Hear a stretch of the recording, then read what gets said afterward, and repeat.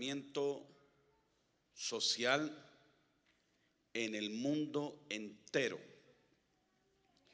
y que apunta a la creación de un nuevo orden social, pasando de lo tradicional a lo moderno, pasando de lo que fortaleció a la cultura occidental y que fueron líneas de conducta definidas, pasando ahora a líneas de conductas indefinidas. Y para todos los padres, madres, abuelos, para los pastores, nos preocupa lo que hoy estamos viendo y lo que estamos viviendo. Situaciones que nunca nos imaginamos iban a existir, pero que nos toca a todos los que estamos aquí convivir con estas realidades que nos impresionan, que nos asustan, que nos preocupan. Y la pregunta es, ¿qué hacer frente a estos tiempos? ¿Cómo comportarnos? Y justamente el apóstol Pablo, una autoridad para nosotros, da un consejo profético acerca de los tiempos que estamos viviendo. Hablándole él a Timoteo, el apóstol Pablo, le expresa acerca de los tiempos peligrosos y hace una descripción de cómo serán esos tiempos. Y me parece interesante que cuando dice Pablo que habrá tiempos peligrosos, menciona no el ambiente, no las condiciones atmosféricas, sino hace descripción de la conducta de los hombres. Es decir, que Pablo explica que por causa del comportamiento del hombre, de la sociedad, es que hay tiempos peligrosos. La palabra dice en 2 Timoteo capítulo 3, y ruego que podamos analizar esta palabra de tal manera que nos dé un marco de referencia hacia lo que quiero tratar de explicar. Pablo dice en 2 Timoteo capítulo número 3, versículo 1. 2 Timoteo 3, versículo 1. Dice: también debes saber esto, que en los últimos días vendrán tiempos peligrosos. Y ahí es la introducción a lo que se denomina una perícopa. Una perícopa es una narración que tiene un principio y que tiene un fin, con un mensaje definido. En esta perícopa del apóstol Pablo hace la introducción diciendo: habrá tiempos peligrosos. Y va ilustrando por qué razón.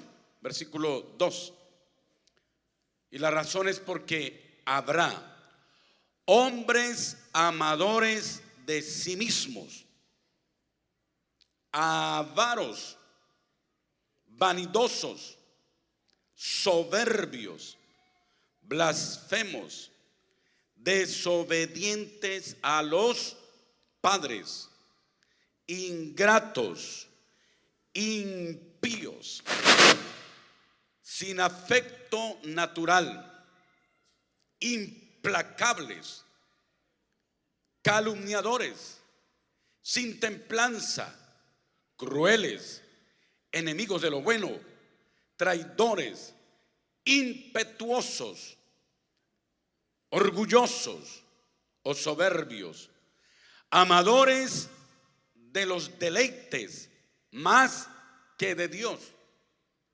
Fíjense que en estos versículos se está hablando del comportamiento de los seres humanos. Son los seres humanos los que transforman los tiempos para bien o para mal. Y entonces el versículo 4 dice, añadiendo a la lista del comportamiento de los hombres, que tendrán apariencia de piedad, pero negarán la eficacia de ella. A estos evita. Esta es la ilustración, la descripción que hace Pablo como un punto de entrada en su perícopa.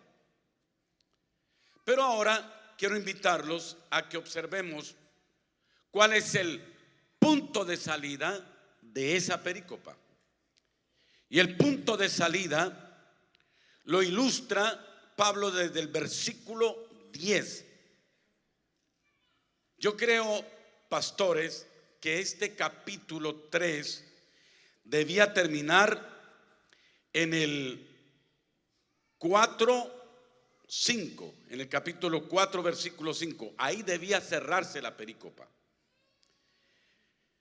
Versículo 10 da la salida, dice, pero tú has seguido mi doctrina. ¿Qué has seguido? Mi doctrina. ¿Qué más has seguido?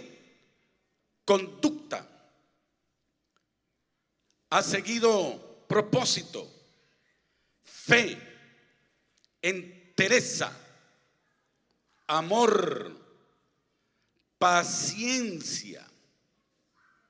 Luego en el versículo 14, para conectar el pensamiento, dice, pero persiste tú en lo que has aprendido y te persuadiste, sabiendo de quién has aprendido y que desde la niñez has sabido las sagradas escrituras, las cuales te pueden hacer sabio para la salvación por la fe que es en Cristo Jesús.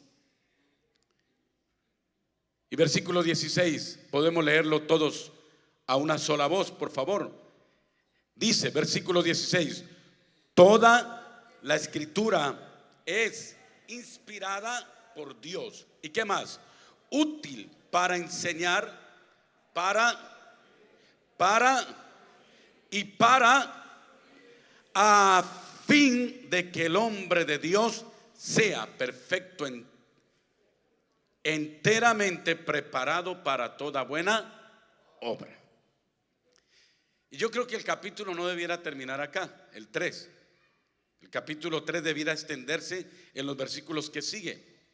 Porque miren el capítulo 4, versículo 1 lo que dice: te suplico encarecidamente delante de Dios y del Señor Jesucristo, que juzgará a los vivos y a los muertos en su manifestación y en su reino. Versículo 2, y otra vez quiero pedirles el favor que juntos leamos la palabra así. ¿Qué es lo que suplica? Versículo 2, que prediques la palabra, que instes a tiempo y fuera de tiempo. ¿Qué más? Redarguye, reprende,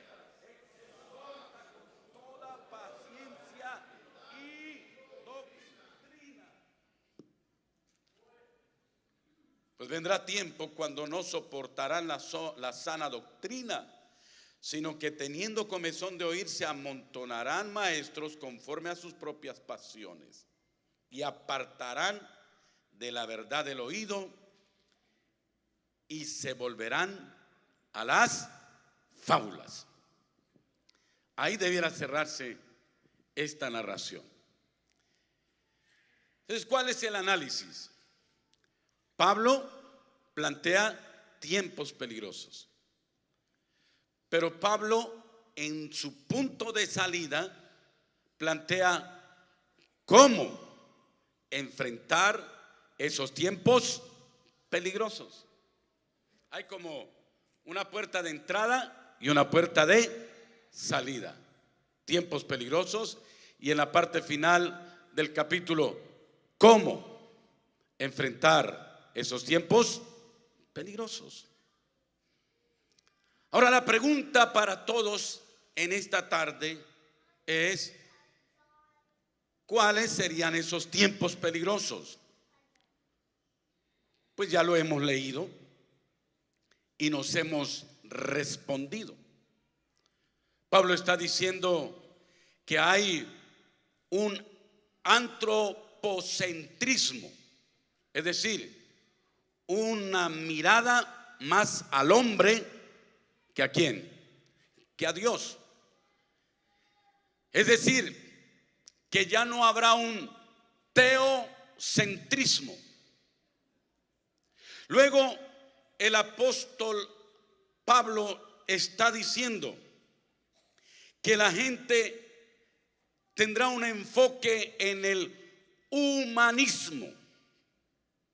Es decir, que las personas pensarán en sí mismos, porque dice: amadores de sí mismos, avaros, vanidosos, soberbios, todo enfocado hacia el hombre. Eso es antropocentrismo. Pero Pablo está sumando otros elementos y está hablando de cómo hay una destrucción de la familia, cuando dice que habrá hijos desobedientes a los padres, y que estos hijos de los padres desobedientes, o de estos hijos desobedientes de los padres, corrijo, serán ingratos y serán impíos. Y añade que muchos tendrán una aparente piedad, pero con sus hechos niegan la eficacia de esa piedad. Es decir, una falsa religión, como una especie de tolerancia a lo religioso, una aceptación a lo religioso, pero con la práctica inmoral de los seres humanos, niegan la eficacia de esa religiosidad. Si este pasaje lo sacamos, esta perícopa, la sacamos de aquí del capítulo 3 de la segunda Timoteo, a nuestro tiempo, al día de hoy, uno puede ver que está haciendo Pablo una radiografía de esta era de la llamada posverdad, o de la era del posmodernismo. ¿Qué es lo que está pasando hoy? Cuando usted lee una revista, lee un periódico, ve la televisión, que hay un desorden moral, un desorden familiar, un desorden ideológico. Ya lo fundamental, lo que era definido, pasa a lo plural, a la mezcla. Y nos hemos tenido que acostumbrar a expresiones modernas, tales como ideología de género, migracionismo, sincretismo, relativismo, indigenismo, hablando de las comunidades indígenas, relativismo,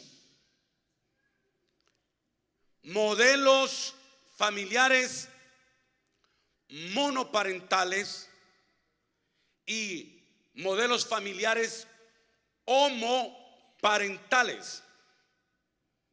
Y ya quiero explicar algunas de estas cosas. Culto a la tierra.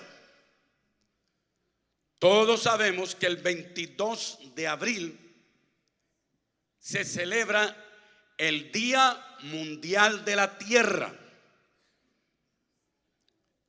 Mikhail Gorbachev, presidente de Rusia, dijo: nosotros no somos pasajeros en la tierra. Nosotros, los seres humanos, le pertenecemos a la madre tierra.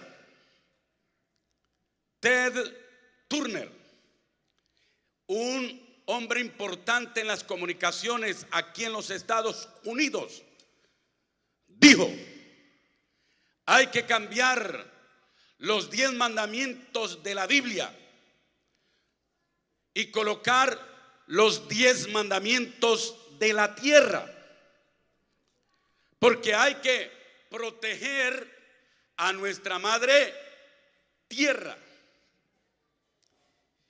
Y entonces todos los que estamos aquí debemos preguntarnos: ¿quién se inventa estas cosas? ¿De dónde salen todos estos fenómenos que indudablemente marcan en su práctica los tiempos peligrosos a los cuales habla Pablo en forma profética? Tiene que haber un hombre ideólogo o un sistema que plantee este tipo de comportamientos. Y entonces uno descubre que todo esto que he mencionado y que es común a ustedes, porque ustedes lo ven y tienen que luchar en sus iglesias y aún en sus familias, todo esto tiene un origen inspirado en un nuevo modelo económico y político. Eso es lo que hay detrás de todo esto.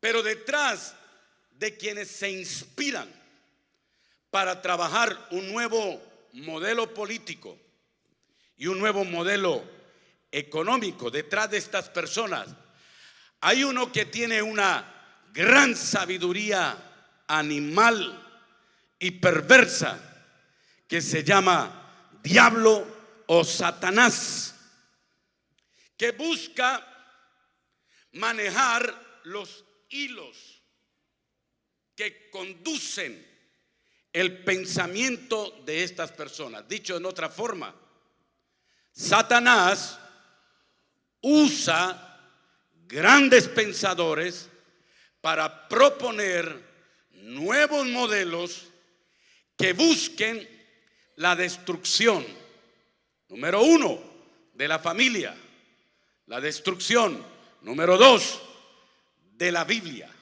la destrucción, número 3, de la iglesia. Eso es lo que se busca detrás de todo esto. Solo que hay como una cortina de humo, que es la propuesta de un nuevo orden social. Ahora, ¿quién se lo inventó?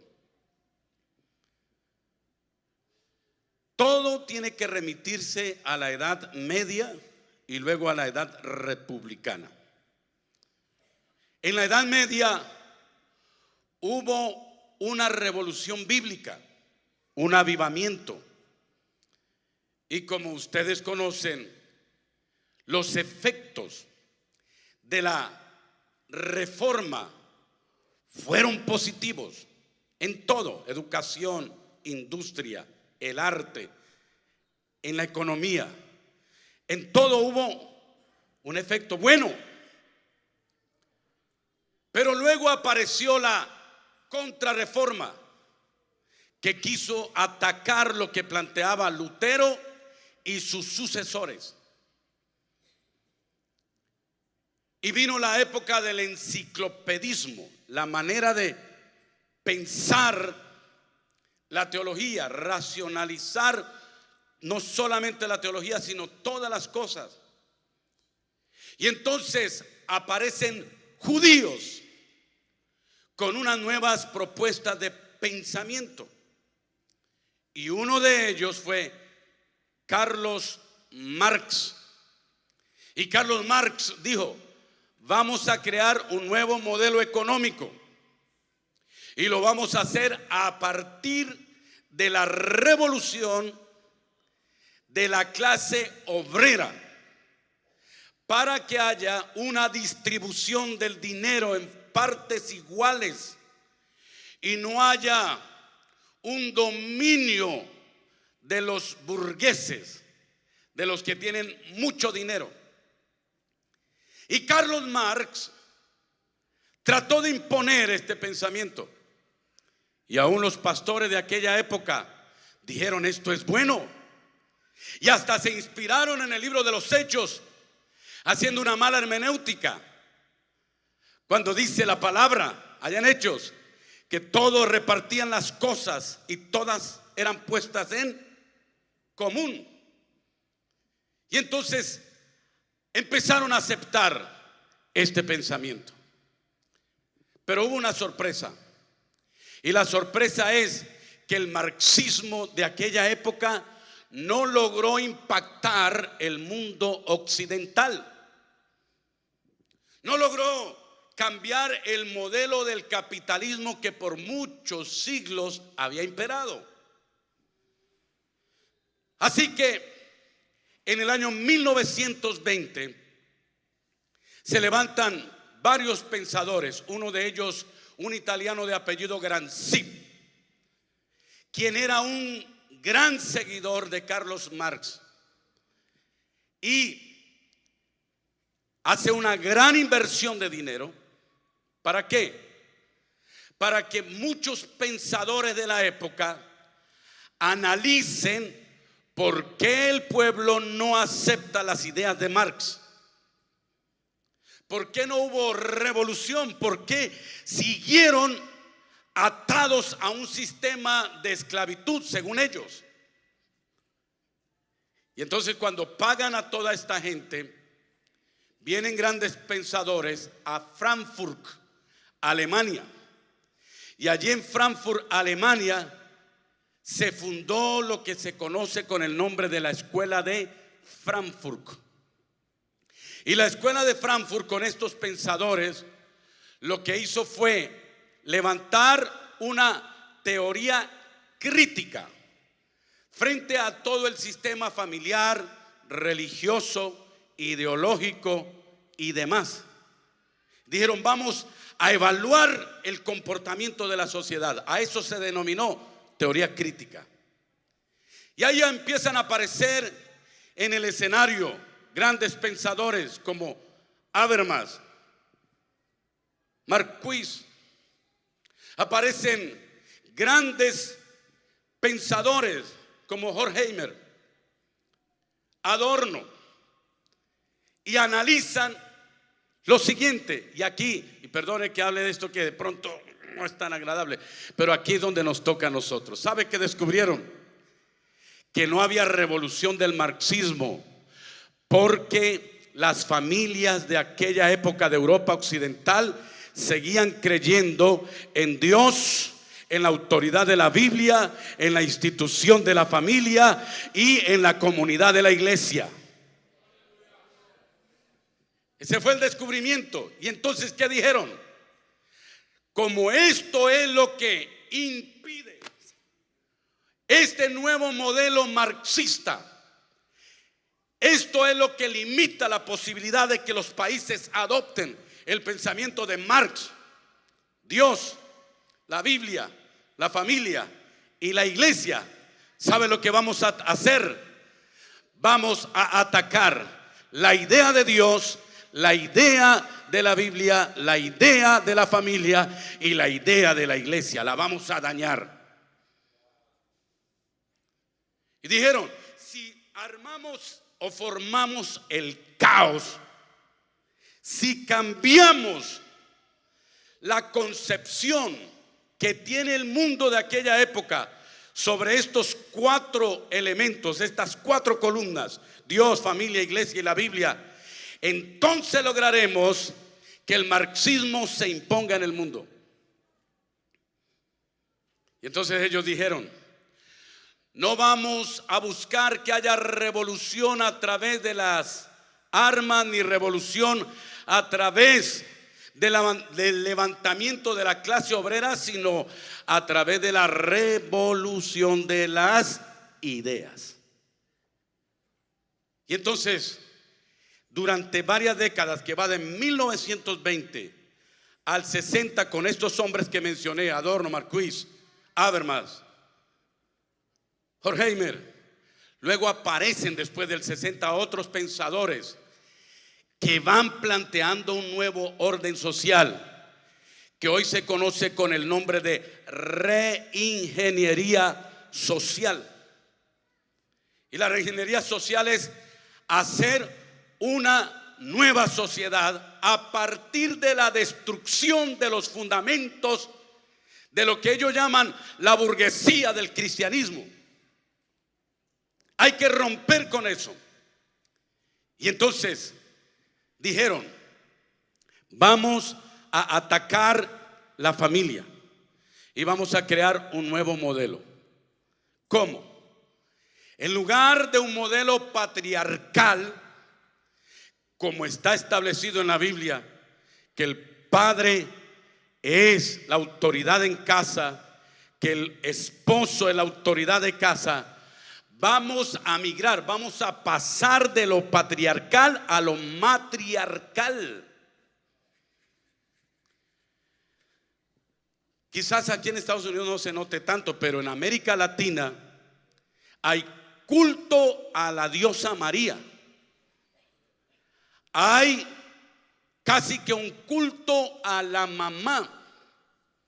En Colombia las mafias asesinan y las mafias roban en nombre de la mamá.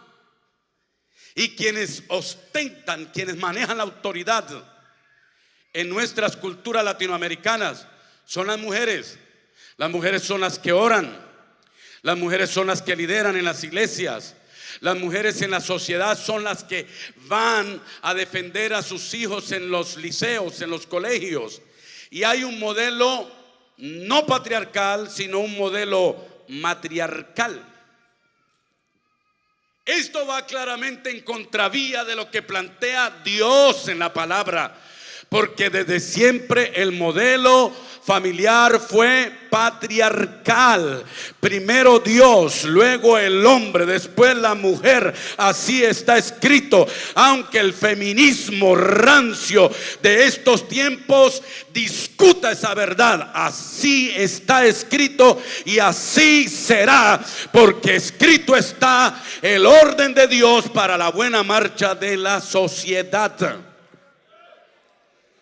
Cuando hay una autoridad patriarcal y hay, por supuesto, una autoridad de la madre, pero primero el hombre, primero el padre, de ahí viene patriarcal.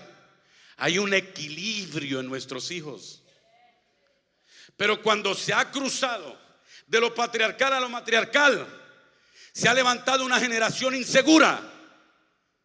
y una generación con una falta de identidad sexual, porque el referente que tienen los hijos no es el padre que domina, el padre que ejerce autoridad, el padre que ejerce sacerdocio, sino que está mirando a la madre que ejerce la autoridad, que ejerce el sacerdocio.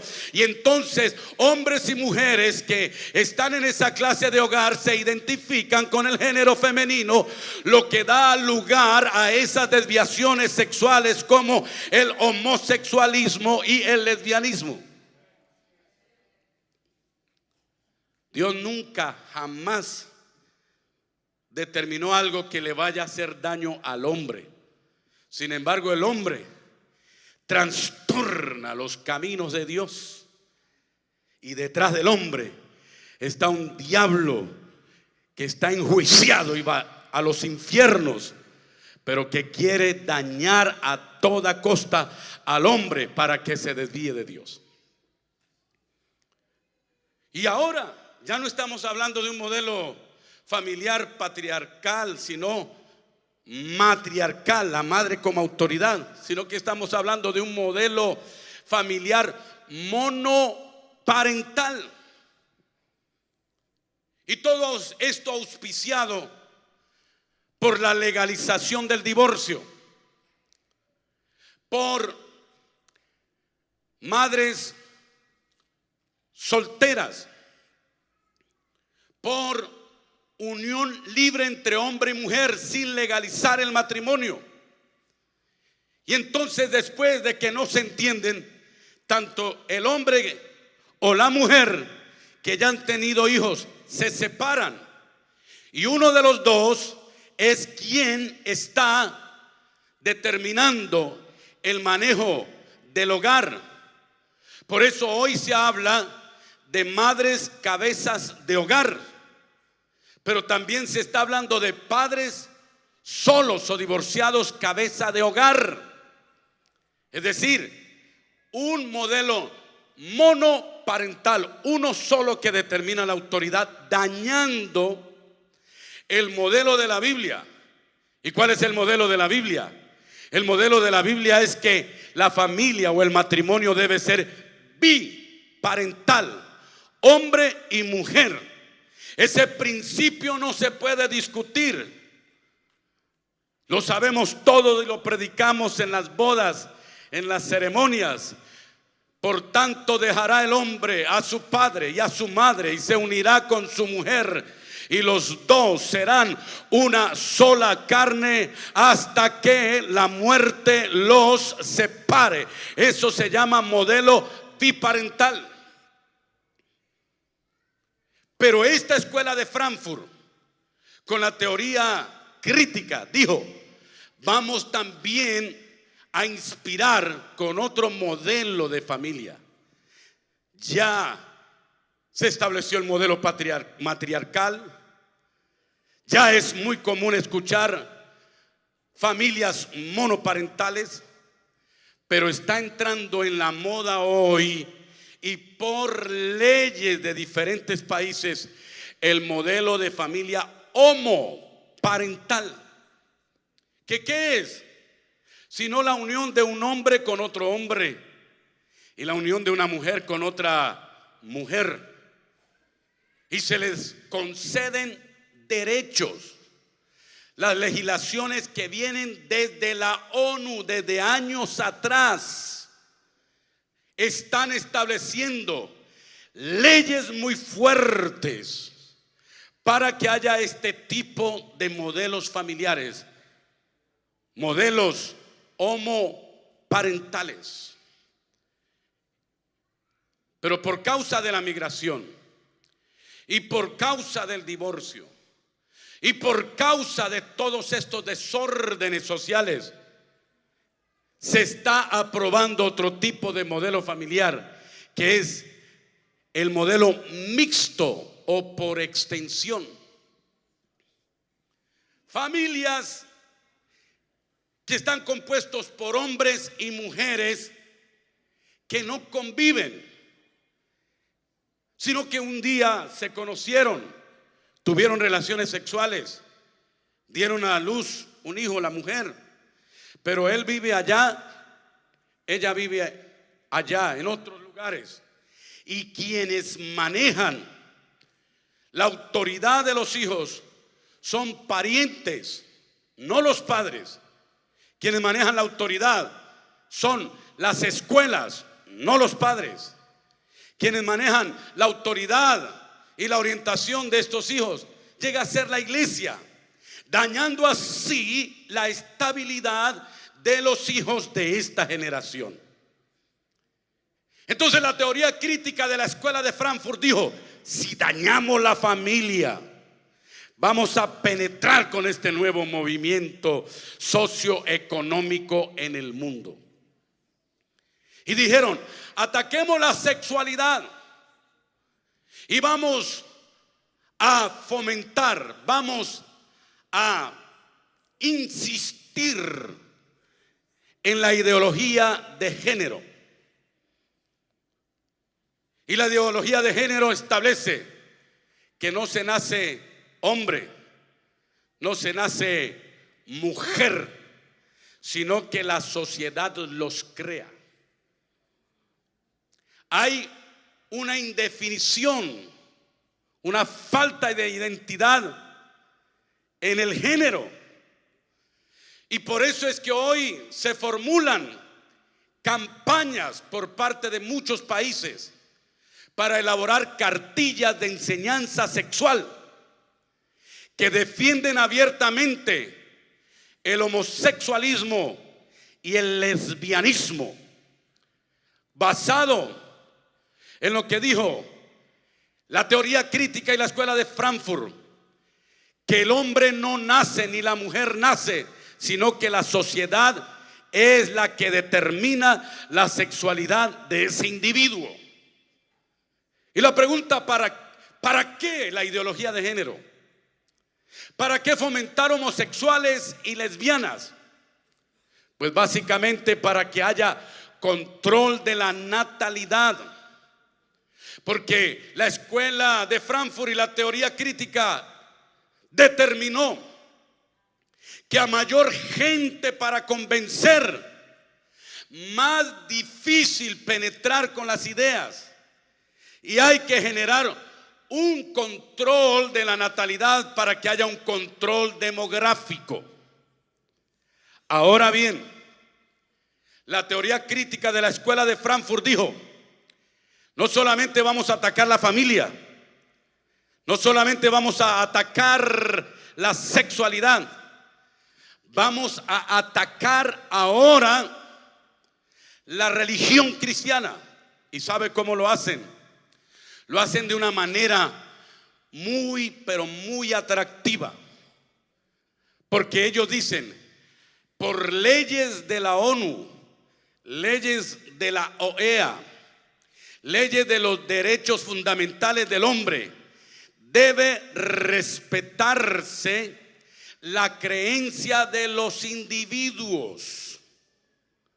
Esta mañana el pastor Joel decía que alguien en una conferencia en la ONU se demoró media hora saludando a las diferentes clases de género que se presentaban en esa asamblea, porque hoy se habla de 80 géneros y hoy se habla de multiplicidad de religiones en el mundo, y a todas hay que respetarlas. Pablo dijo: en aquel tiempo habrá gente con apariencia de piedad, pero con sus hechos negarán la eficacia de ella. Y lo que está haciendo hoy la sociedad es aceptar toda religión y que convivan. Y como dijo una vez el presidente de la ONU, se escapó el nombre, dijo: hay que crear una religión global donde todo quepa, aún el panteísmo, que es la adoración hacia las cosas, pero todo debe tolerarse. Y entonces a eso se le denomina el sincretismo, que es básicamente que todo conduce a Dios y que se debe tolerar toda clase de creencias y de religión. Por eso es que usted puede hoy inclusive predicar o hablar en algunos lugares y la gente le va a aceptar, pero con eso que usted predica y que la gente le acepta, también pueden creer en otras cosas como el animismo, pueden creer en otras cosas como el esoterismo, pueden creer en otro tipo de religiones. Hoy es asombroso cómo muchos cristianos que llenan muchas iglesias, cristianos entre comillas, creen en Dios, creen en Jesucristo, pero creen en Buda, creen también en el horóscopo, creen también en la brujería, y hay una mezcla de creencias aún dentro de nuestras iglesias que nos hace todavía levantarnos en desafío para predicar la palabra frente a estas personas. Pero ¿qué se busca con esto? Destruir el cristianismo. Antiguamente se quería destruir el cristianismo quemando a los cristianos, llevándolos al circo de Roma, decapitándolos. Pero Satanás se dio cuenta que no era la manera de acabar con el cristianismo y dijo: vamos a generar una confusión de ideas religiosas y vamos a mezclar los conceptos religiosos que crean en todo y para todo, y así destruiremos a esta sociedad. Eso es lo que propone la escuela de Frankfurt. Y mira, en este sincretismo entra el culto a la tierra, que uno piensa, esto no hace daño. Sí hace daño. Y no es que nosotros no seamos ambientalistas, porque el cristiano, aparte de ser espiritual, debe cuidar su entorno. ¿Cuántos dicen amén? Y debe cuidar su planeta y debe cuidar los recursos. De hecho, nosotros somos muy frágiles en el cuidado de nuestro ambiente. En nuestras iglesias no reciclamos, en nuestra iglesia no enseñamos a cuidar nuestro planeta. Pero el extremismo de los que quieren dar culto a la tierra hace que esta religión, cuyo día especial es el 22 de abril, Día Internacional de la Tierra, enseñen que a la tierra como madre hay que cuidarla. ¿Y sabe lo que dicen ellos? Que el principal destructor de la tierra, ¿quién es? Sino el hombre. Por la deforestación, por la falta de cuidado de los ríos. Y entonces dicen: como el hombre es el principal destructor de la madre tierra, ¿qué hay que hacer para preservar la tierra? Pues impedir que hayan más hombres y mujeres poblando la tierra, porque se va a destruir más. Y entonces a este movimiento del culto de la tierra aparecen movimientos ambientalistas, movimientos pro lesbianos o lesbianas, movimientos pro homosexuales, porque ellos dicen: si no procreamos, cuidamos la tierra, y si cuidamos la tierra, estamos rindiendo culto a la tierra, y si rendimos culto a la tierra, la madre tierra nos va a retribuir con recursos. Ese es el engaño, porque lo que busca es que el hombre se desenfoque de Dios y mire al mismo hombre o mire su entorno a partir de la religión. Entonces, amados, a la iglesia le corresponde observar todas estas realidades. Sumo a ella el migracionismo, un fenómeno que uno lo ve por las noticias. Grandes poblaciones yendo a otro lugar, aprendiendo otro idioma y perdiendo su cultura. Y cuando se pierde su cultura, se pierden sus convicciones. Fue lo que quiso hacer Satanás con Daniel al llevarlo a Babilonia y cambiarle el nombre y cambiarle la religión y cambiarle el idioma. Básicamente fue cambiarle su cultura y cambiarle de esa manera sus convicciones, dañando la identidad. Por eso es que hoy se propician, por causa de los derechos humanos, grandes migraciones a diferentes partes de Europa y de aquí de Norteamérica para dañar la identidad. Entonces, todo esto está orquestado, bien articulado, bien sistematizado, bajo el pretexto, bajo la excusa de que con estos elementos que se manejen en la sociedad se puede crear un caos y una desesperanza en la gente, y por esa razón poder penetrar el nuevo pensamiento, la nueva ideología, el nuevo sistema económico. Nosotros vivimos en Colombia 50 años de guerra, y lo hicimos porque nos enfrentamos los de derecha y de izquierda, y hubo muertos, miles y miles de muertos, pero de repente apareció la propuesta del tratado de paz.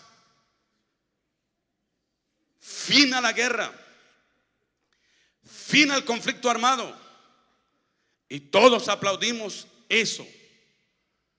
Pero escuchando en una conferencia y en una entrevista de un sociólogo de izquierda por una de las cadenas radiales más importantes en Colombia, dijo: ya no cambiaremos el mundo ni nos tomaremos el poder a través de las armas, sino a través de las ideas, y a través de la destrucción de la familia, y a través de la destrucción de la religión, el cristianismo, que es el principal opresor de los pueblos. Y lo vamos a hacer a través de la ideología de género. Y por eso, en el documento de 252 páginas, donde se establecían los acuerdos de paz entre el Estado colombiano y la guerrilla colombiana, en varios artículos aparecía ideología de género. Y parecía que esto no tenía mucha trascendencia, mucha importancia, pero en el fondo hay un gran peligro. Señores y señoras, amados pastores, estamos en tiempo del relativismo, que a lo bueno le llaman malo y a lo malo le llaman bueno. Y la ética, la moral se establece a partir de condiciones sociales y culturales. Lo que para unos es bueno, para otros es malo. Lo que para nosotros podría ser malo, para otros es bueno. Depende de la cultura. Y preste atención a esto. Habermas, que dicen es el más influyente de los pensadores de la teoría crítica, dijo: vamos a crear el relativismo a través de un arma que parece inofensiva. ¿Y sabe cuál es? El arte. Y cuando estoy investigando por qué el arte, porque propusieron que se establezca un estilo de arte no definido, que se llama abstraccionismo o abstracto, indefinido. Y entonces entendí por qué muchos de estos pintores modernos hacen cuadros que son joya del arte y que valen millones y millones de dólares o miles y miles de dólares. Pero usted y yo miramos el cuadro abstracto y no entendemos nada. Y llega un experto en el arte y dice: aquí se está plasmando una idea profunda del pensamiento del autor, que está hablando de la igualdad de los derechos, por ejemplo. Y uno, como no sabe, porque está viendo ahí figuritas que no están definidas, uno dice: amén. Si usted lo dice, así es. No solamente en la música, perdón, en la pintura, sino también en la escultura. Muchas esculturas que no tienen forma, son indefinidas. Canciones que tienen letra pero que no son definidas. ¿Y sabe a qué apuntaba? ¿A qué apuntaba? ¿Cuál era el objetivo de Habermas? Básicamente que a través del arte se genera un pensamiento relativo, porque cuando miras un cuadro o miras una escultura, cada uno le da una interpretación desde su conocimiento, desde su emotividad. Por eso es que cuando uno va a los museos le preguntan a los niños: para ti, ¿qué significa este cuadro? Y cada uno de los niños va dando un concepto. No hay un concepto definido. Y entonces todo esto se aplica en la ideología política, en la religión, en los valores, en la moral. Y yo quiero hablarles algo en este momento.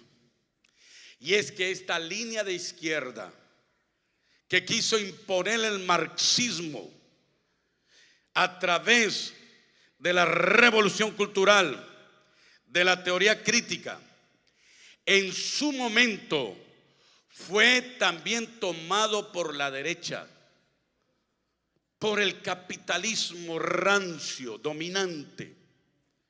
Y Henry Kissinger levantó un documento que lo presentó ante grandes pensadores y políticos de la ONU. Usted puede buscar por las redes sociales el documento de Kissinger, Henry Kissinger. Y Henry Kissinger está diciendo: hay que controlar los recursos de la tierra. Hay que controlar la riqueza de alta mar. Hay que controlar el petróleo. Y tienen que hacerlo las naciones que tienen mayor capacidad económica. Y para controlar los recursos del mar, los recursos de la tierra, para controlar el petróleo, ¿sabe cómo se puede realizar? A través de una de las propuestas de la escuela de Frankfurt, que es el control de la natalidad. Por eso hoy se habla de que las familias no tengan tantos hijos. Por eso hoy se habla del control de la natalidad a través de los métodos anticonceptivos. Y se dan en los colegios, se dan a la salida de los teatros. Y uno piensa que es educación sexual y que es para preservar a los jóvenes de enfermedades del SIDA y demás. Y tal vez haya algo de cierto en esto, pero lo que se impulsa detrás de todo esto es control de la natalidad para que no haya gente y haya control de las riquezas. Entonces, iglesia, estamos enfrentando un terrible tiempo peligroso, pero muy peligroso. Ideología de género, sincretismo, control de la natalidad, nuevos modelos familiares, ya no el biparental, sino el monoparental o homoparental, o familias mixtas, matrimonios ya no definidos. No solamente estamos enfrentando eso, estamos enfrentando el migracionismo para dañar la identidad, estamos enfrentando el relativismo, y se hace a través de una fórmula que todos los pastores debemos conocer, que se llama reingeniería social. Y la reingeniería social, para aplicar todo esto que acabé de mencionar, todos estos fenómenos, tiene 3 pasos. Primer paso, sensibilizar a la gente. Hay que sensibilizar de que el planeta Tierra se está dañando. Hay que sensibilizar que una mujer no puede abortar porque la violaron o la maltrataron. Hay que sensibilizar el homosexualismo. Y por eso salen grandes estrellas de la televisión o del deporte siendo homosexuales y los muestran como algo normal. Eso se llama sensibilización. La sensibilización a través de programas de televisión. Ya no hay series como los Waltons. Ya no hay series familiares como los Ingalls. Ahora hay series familiares de matrimonios homoparentales. O hay series familiares como una serie aquí norteamericana que se titulaba Los tuyos, los míos y los nuestros. Hablando de los hijos de él o de ella de los hijos míos y de los hijos nuestros.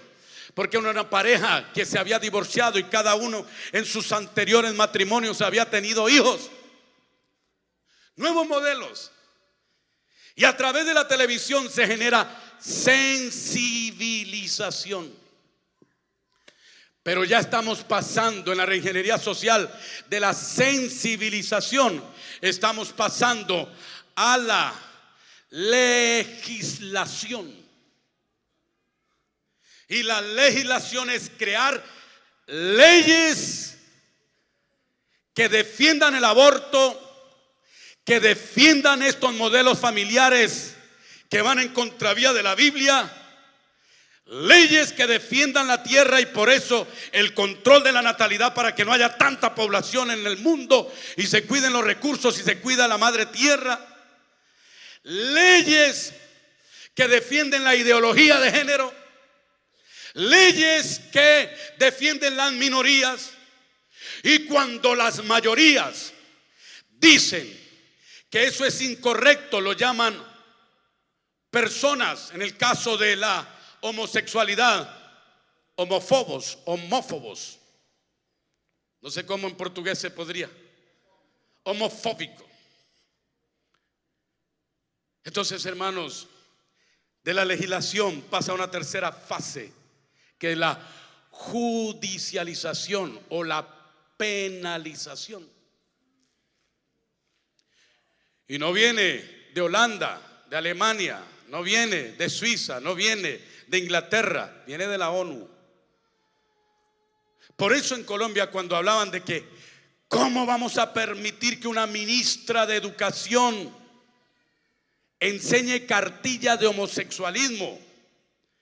Y los pastores y las familias se alertaron, pero no se dieron cuenta que esas leyes vienen desde el Congreso desde hace décadas atrás.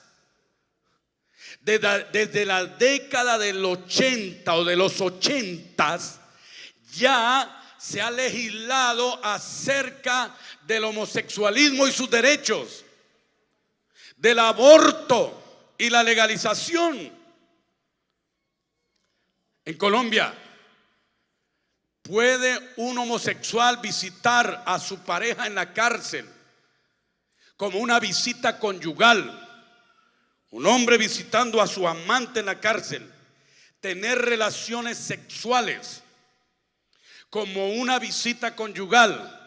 Y eso fue aprobado por la Corte Suprema en Colombia desde el año 1992. Y si ustedes miran a Brasil, Argentina y demás países, estas leyes hace tiempo que se están promulgando para la destrucción de la tierra. Para la destrucción de la familia. Entonces estaba diciendo que la derecha y el capitalismo ha tomado la escuela de Frankfurt para el control de la economía de las naciones y por eso impulsa estos fenómenos. ¿Qué hacer entonces? Porque el punto de entrada que da el apóstol Pablo es que habrá tiempos peligrosos. Y pareciera que si leyéramos solamente ese pasaje, no hay esperanza. Pareciera que todo está acabado. Pareciera que la iglesia no puede hacer algo para contrarrestar este fenómeno. Pero aquí está la palabra de esperanza para la iglesia y para los ministros de Dios y para los que predicamos el evangelio de nuestro Señor Jesucristo. Pablo dice respecto a esto, versículo 10, pero tú, ese pero está diciendo, a pesar de estos tiempos peligrosos, tú sigue la doctrina que has aprendido y te persuadiste sabiendo de quién has aprendido. Y esta palabra profética en este día, no podemos escuchar las voces de los humanistas, de los defensores de los derechos humanos, ni de teólogos liberales, sino mantener la doctrina fundamental que está establecida aquí en la palabra de Dios, porque no nos debe importar lo que dice el teólogo, sino lo que dice Jehová. No nos debe importar lo que dice el maestro de la cátedra, sino lo que dice Jesús. No nos debe importar lo que dice el gran predicador que tenga mucha fama y que va en contravía de la Biblia, sino lo que dice el Dios de los cielos. Por eso debes permanecer en la doctrina que has aprendido. Y hay que predicarla con celo. Y hay que predicarla con argumento. Hay que predicarla con apología. Hay que demostrar los principios de Dios para la familia, los principios de Dios para la sexualidad, los principios de Dios para la tierra, los principios de Dios para la moral, a partir no de los criterios de los humanos, sino a partir de lo que nos enseña cada renglón de las sagradas escrituras, porque la palabra es útil para enseñar, para instruir, para redarguir, es útil para guiar. Pero en este punto de salida, y voy terminando acá, pastores amados, porque el tiempo sé que se fue, pero quería soltar esta palabra en el nombre del Señor Jesús. Pablo está diciendo en su punto de salida frente a los tiempos peligrosos. ¿Sabe lo que está diciendo? En el versículo número 15. Y esto para todos, por favor, para todos. Todas las iglesias, todos los maestros, todos los pastores. Esta palabra profética en el nombre del Señor para enfrentar estos tiempos peligrosos, para enfrentar la ideología de género, el sincretismo, el culto a la tierra, el migracionismo y la falta de identidad. Es esta palabra. Versículo número 15 dice: y que desde la niñez has sabido las sagradas escrituras, las cuales te pueden hacer sabio para la salvación de la fe que es en Cristo Jesús. Lo segundo es que aparte de predicar con celo la doctrina, hay que formar nuestra generación que se levanta desde nuestros salones de la iglesia, enseñándole la verdad de Cristo y la verdad de la palabra. Y que este ministerio en nuestras iglesias no es de segunda categoría. Hay que cuidar al niño y aplicar la verdad de Proverbios. Instruye al niño en su camino y aun cuando fuere viejo, no se apartará de él. Pero hoy la preocupación que tenemos los pastores es la escasez de maestros llenos del Espíritu, llenos del conocimiento de Dios, y aún en iglesias donde la formación de los niños pasa a ser una distracción. He estado en iglesias donde en el momento de predicar llevan a los niños a una clase. Le dan una clase cortica, muy corta de la Biblia, y luego les dan serie de Walt Disney para distraerlos. Y cuando eso pasa, esta generación se va a perder y va a quedar presa de los tiempos peligrosos. Hay que enseñar a los niños desde la casa. Hay que enseñar a los niños a tiempo y fuera de tiempo. Yo fui a Indonesia y vi cómo adiestran a los niños en el islamismo y en la lectura del Corán y en la repetición de memoria de las confesiones del Corán. y lo hacen sin temor. Pero el cristianismo dice: vamos a respetarle la libertad a los niños. No le vamos a enseñar tanto hasta que tenga la condición de aprender y tenga la condición de decidir: esto es falso, esto es diabólico, esto no puede pasar en la iglesia cristiana del Señor. Hay que enseñar a nuestros niños desde pequeños el temor de Dios. Hay que enseñar a nuestros niños la Biblia. Hay que enseñar a nuestros niños lo que dice la palabra. Hay que enseñarle los 10 mandamientos. Hay que enseñarle lo que dice el Dios de los cielos, aunque a ellos no les guste en su momento. Pero así no se apartarán del camino de Dios. Y levantaremos una generación de predicadores y de familias bien estables y fundamentadas en la palabra de Dios.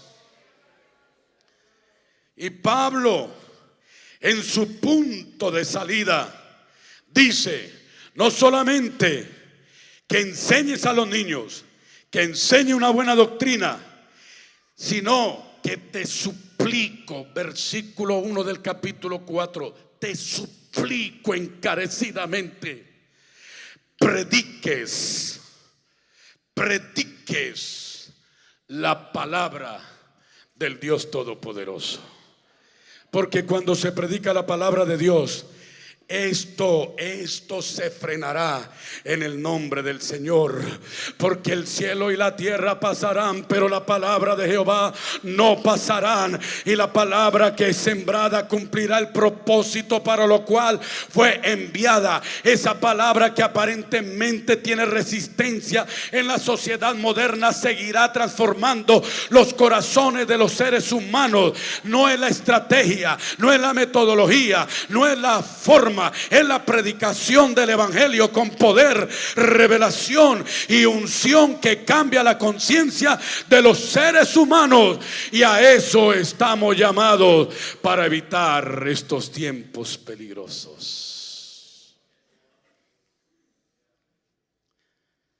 Creo, amados, que debemos enfrentar estos desafíos y hacerlo con conocimiento.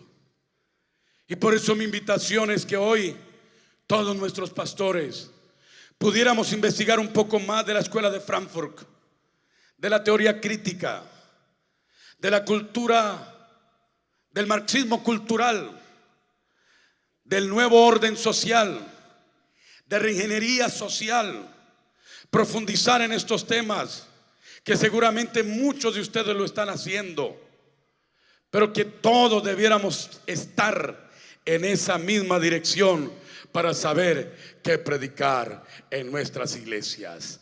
Amén y amén. Dios los bendiga muchísimo. Muchas gracias.